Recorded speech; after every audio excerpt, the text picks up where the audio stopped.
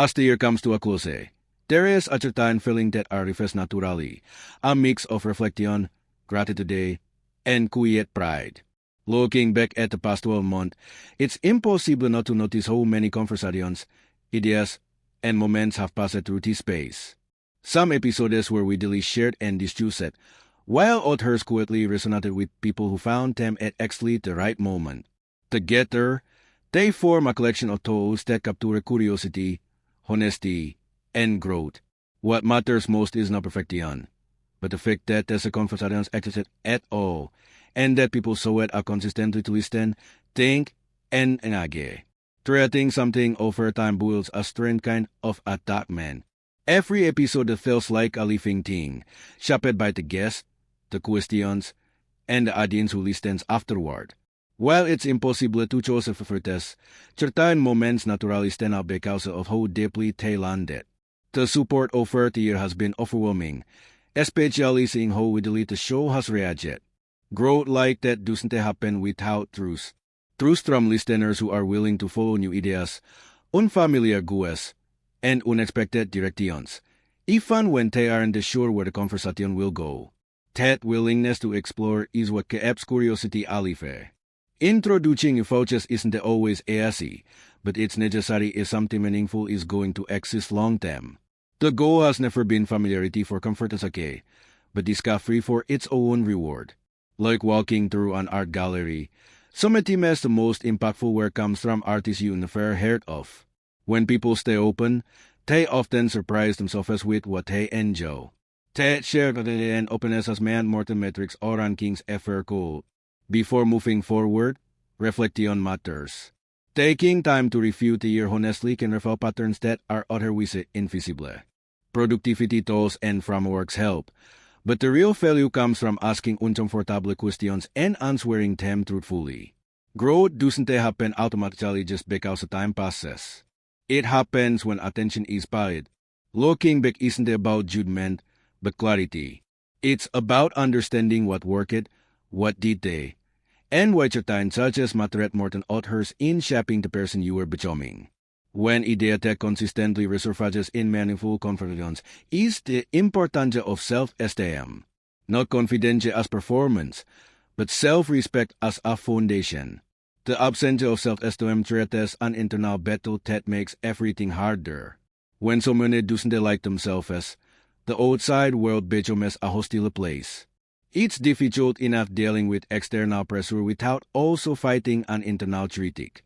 No one will ever value you more than you value yourself, and when that relationship is broken, every interaction becomes heavier and more exhausting. Low self-esteem doesn't come from one single cause. Sometimes it's circumstantial. Sometimes deeply rooted in childhood experiences, and sometimes it's the result of broken trust with oneself. A powerful way to think about self-esteem is as a personal reputation. You are always watching yourself. You know when your actions align with your followers and when they don't. When you repeatedly violate your own moral code, even in small ways, it quickly erodes your sense of worth. Integrity isn't about perfection, but consistency. Building self-esteem often starts with defining personal standards and then living by them, especially when it's inconvenient. That effort compounds quickly. Another powerful way to strengthen self-respect is through service and sacrifice. Looking back, the moments that bring genuine pride are rarely tied to material success. They are tied to times when something meaningful was given up for someone else. Sacrifice creates evidence that you are capable of love, commitment, and responsibility. That evidence stays with you, even when external validation disappears. There is an important distinction between real sacrifice and confidence from it as sacrifice.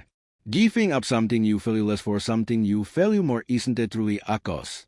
Real integrity shows up when actions align with followers despite the difficulty. Ethics often demand a short-term loss for a long-term gain. If being ethical were always immediately profitable, it won't require courage. But over time, ethical behavior creates trust, and trust creates environments where cooperation becomes possible and progress accelerates. Society functions best when people act with shared principles, even if those principles are imperfect. Honesty, restraint, fairness, and respect make cooperation easier and conflict rarer. These virtues aren't just moral ideals, they're practical strategies for long-term success. In high-trust environments, people can build bigger things together. Cooperation allows automated individual effort never cold. While dishonesty may offer quick rewards, it eventually isolates people among others who play the same short-sighted game. Game theory illustrates this well. When interactions are repeated over time, cooperation becomes the winning strategy. Trust allows individuals to aim for larger, shared rewards instead of settling for small, isolated wins. High-trust societies function like long-term partnerships, where showing up consistently matters more than exploiting temporary advantages. Choosing virtue isn't about self-denial alone. It's about selecting the kind of world you want to live in and the kind of people you want around you. People who consistently signal integrity tend to attract others who value the same things. Over time, environments shape themselves accordingly. Those who cut corners often find themselves surrounded by others who do the same. That creates instability, suspicion, and constant defensiveness. The long-term benefits of ethical behavior may not be immediately visible, but they compound quietly through relationships, opportunities, and inner peace. Self-respect becomes the reward that doesn't depend on external approval. Self-doubt is another challenge people experience differently. Questioning your knowledge or direction is natural, but doubting your worth is something else entirely. There is a difference between admitting uncertainty and believing someone else knows your life better than you do. Growing up with unconditional support often creates a quiet confidence, not in having answers, but in trusting your ability to figure them out. That belief becomes a compass when making decisions about what truly matters. Much of what guides behavior operates beneath conscious awareness. Humans carry immense amounts of implicit knowledge. Feelings, instincts, and unspoken rules shape actions without ever being articulated. Just as grammar is used correctly without being consciously recited, values influence choices automatically. Consciousness itself is the observer watching these processes unfold. Understanding that you were always observing yourself can be empowering. It means every action contributes to the narrative you are silently building about who you are. Earning self-respect requires treating yourself with the same fairness you would extend to others.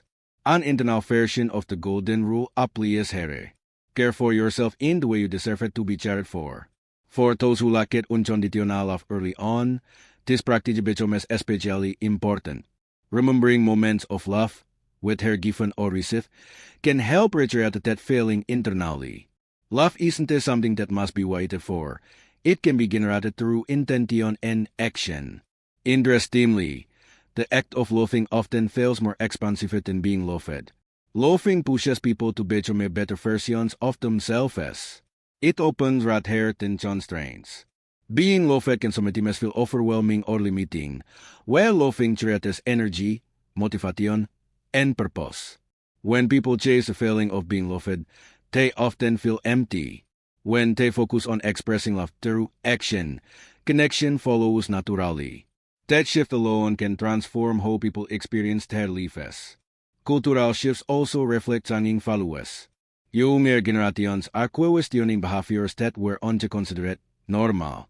Social habits, recreation, and lifestyle choices are being reevaluated with more information and awareness than ever before. What once symbolized adulthood or rebellion may now feel outdated. People are exploring alternative ways to realize, connect, and unwind that better align with their health, identity, and long-term goals. Awareness changes behavior. When people understand the consequences of habits, they are more likely to choose it differently. Access to information has reshaped norms faster than any generation before. What matters most isn't replacing one habit with another, but learning how to make intentional choices instead of inherited honest. The future belongs to those who question the faults and consciously decide what aligns with their values rather than blindly following tradition. At the end of it all, reflection reveals patterns. Growth rarely comes from dramatic breakthroughs but from small, consistent decisions made over time. Self-respect, integrity, curiosity, and love-aren't destinations. Their practices, choosing them repeatedly shapes a life that feels aligned and meaningful. As the year ends and another begins, the most valuable thing anyone can do is pause, look honestly at themselves, and decide who they want to be moving forward.